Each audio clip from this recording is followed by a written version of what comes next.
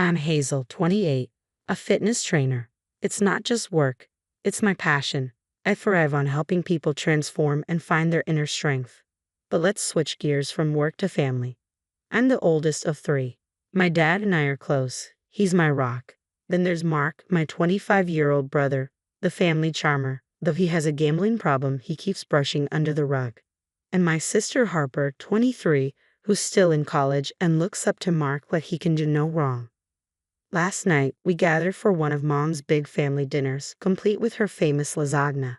Everything seemed perfect until Mark announced, "I have some news." His grin stretched ear to ear. Cassandra and I are engaged.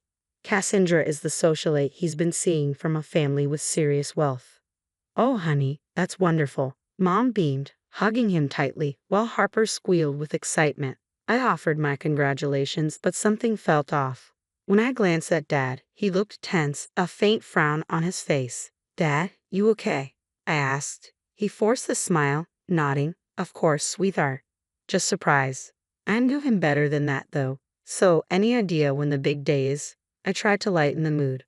Mark shrugged, saying Cassandra was eyeing the destination wedding, something tropical like the Maldives or Bora Bora. I nearly choked on my water. "Wow, that's quite the plan." Mark just winked. "Don't worry, sis. Cassandra's family is handling most of it."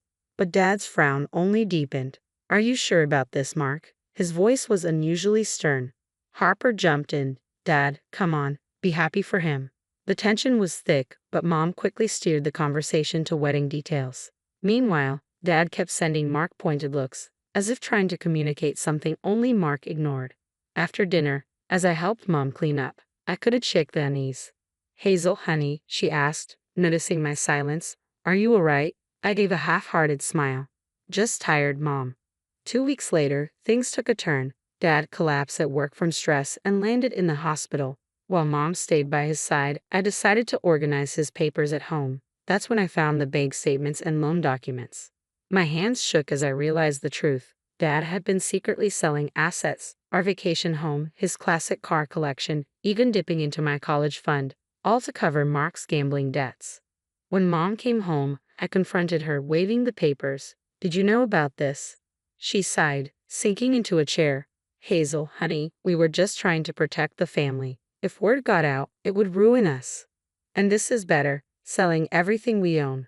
My voice was thick with anger and hurt. Just then, Mark and Harper walked in. Mark's face paled when he saw the documents in my hand. "Care to explain these, Mark?" I asked, unable to keep the anger out of my voice. Hazel, I can explain." "Don't hazel me. Dad's in the hospital because of you." Harper finally spoke up, her tone accusing. "Why are you being so hard on him? He said he'd change." "Are you serious? He's gambled away our family's future." I snapped back, stunned at her loyalty. "You think I'm jealous?" "Jealous of his ability to destroy everything." Mom stepped between us, trying to calm the storm, but I could see the damage had already been done. I looked around the room. Mom's pleading eyes, Mark's hollow promises, Harper's misplaced loyalty, and felt utterly alone. "I can't do this," I muttered, grabbing my keys. "I need some air."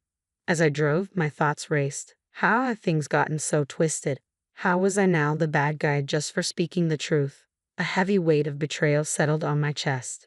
My phone buzzed with messages from Mom and Harper, but I ignored them. I needed time to think, to figure out my next steps. One thing was certain, things couldn't go on like this. Somehow, I found myself at the hospital, sitting by Dad's bed. He was asleep, looking older and more fragile than ever before. I gently took his hand, whispering, "I'm so sorry, Dad. I should have seen this sooner. But I promise I'll fix this somehow."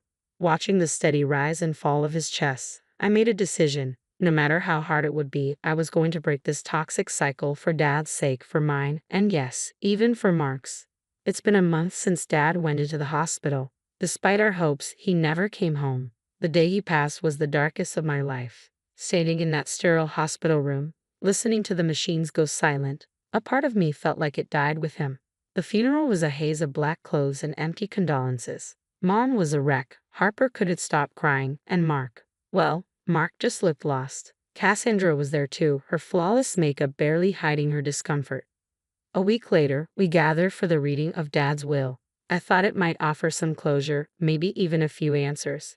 Instead, it delivered one more heartbreak. I'm sorry, the lawyer said, clearly uncomfortable. Most of the estate has already been liquidated. There's very little left. Mom gasped. Harper looked confused. But Mark couldn't meet anyone's eyes. What about my college fund? I asked, though I already knew the answer. The lawyer shook his head. I'm afraid that's gone, along with your personal savings account. The room spun as I tried to process it all. Everything I'd worked for, every dollar I'd saved, gone to feed Mark's addiction. Cassandra stood up abruptly, looking at Mark. Can we talk outside? She asked in a strained voice. We all watched as she and Mark stepped out. When he returned, he was alone, holding his engagement ring tightly in his fist. She's gone, he mumbled. Said she can't marry someone with financial issues. Part of me wanted to feel sorry for him, but anger and hurt were too overpowering.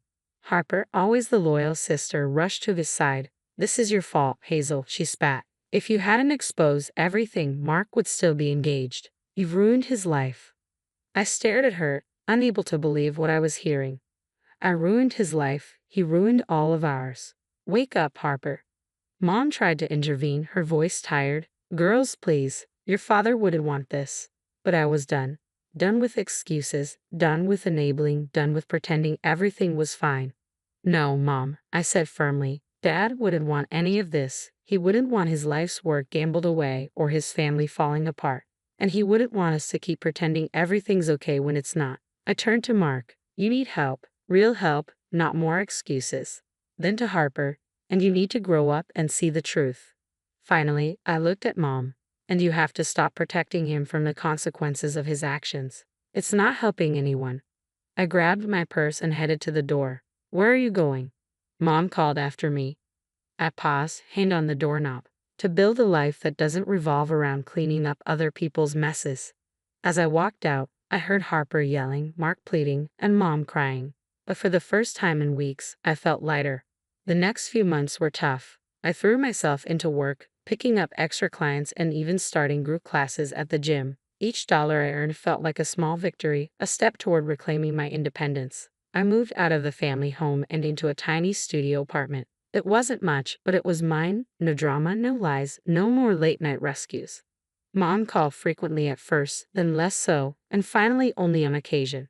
Harper sent angry texts, which turned to tearful voicemails, until even those faded into silence. Mark. Last I heard, he was in rehab. I hoped it would stick this time. One evening, I sat on my small balcony, watching the sunset. The pain was still there, the betrayal still stung. But I was healing. Slowly, surely, I was finding my way back to myself. For the first time in a long time, I felt hopeful about the future.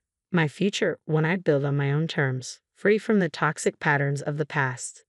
2 years have flown by, and I barely recognize my life anymore. I'm standing in my own fitness studio, rise above, watching my clients push through their workouts. It's everything I'd ever dreamed of and more. Great job, everyone, I call out as the class wraps up. Remember, it's not about being perfect. It's about being better than you were yesterday. As I'm wiping down equipment, my phone buzzes with a news alert. My heart drops when I see the headline. Local man arrested for fraud and embezzlement. There's Mark's face, haggard and defeated, as he's led away in handcuffs. Apparently, he'd been siphoning money from his workplace to fuel his gambling habit. Some things never change. I'm still processing the news when another message pops up. It's from Harper. Hazel, I know it's been a while. I'm so sorry for everything. Can we talk? My finger hovers over the reply button. Part of me wants to hear her out, but a larger part remembers the pain, the accusations, her blind loyalty to Mark. After a long pause, I type out a response. Harper, I appreciate your apology. I hope you're doing well, but I'm not ready to revisit the past. I wish you the best, but I need to maintain the boundaries I've set. Take care. It's not easy, but it feels right. I've worked hard to build this new life, and I'm not willing to risk it by falling back into old patterns. Later that week, I'm having coffee with my friend Sarah, who casually mentioned seeing Mom at the grocery store. She looked pretty rough, Sarah says, stirring her drink. Mentioned something about financial troubles. I think it has to do with your brother's legal fees. A pang of guilt hits me, quickly followed by frustration. Even now, Mark's actions are hurting the people around him. That night, I lie awake thinking about Mom, struggling to make ends meet. But I know that if I step in directly, I'll get pulled back into the family drama. Then an idea strikes. I grab my laptop and start searching. Soon, I find what I'm looking for: a support organization for families affected by gambling addiction. I make an anonymous donation, enough to cover a year's worth of counseling and financial planning services. It's not a solution, but it's something, a way to help without compromising my own well-being. Weeks pass and life goes on. My business continues to thrive, and I even start mentoring young trainers. One day, as I'm locking up the studio, I catch my reflection in the window. I barely recognize the woman staring back at me, confident, successful, at peace. I think back to that family dinner 2 years ago when Mark announced his engagement. How different things were then, how naive I was.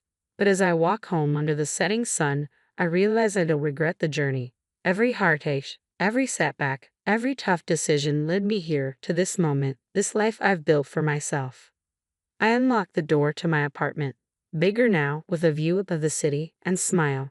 On my fridge, there's a quote I put up when I first moved in: "The only way out is through." And that's exactly what I did. I went through the storm, faced the hard truths, made the tough choices, and came out stronger on the other side. As I settle in for the evening, a sense of calm washes over me. I may have lost the family I was born into, but I've gained something far more valuable: self-respect, inner peace, and the knowledge that I can weather any storm. So, what do you think?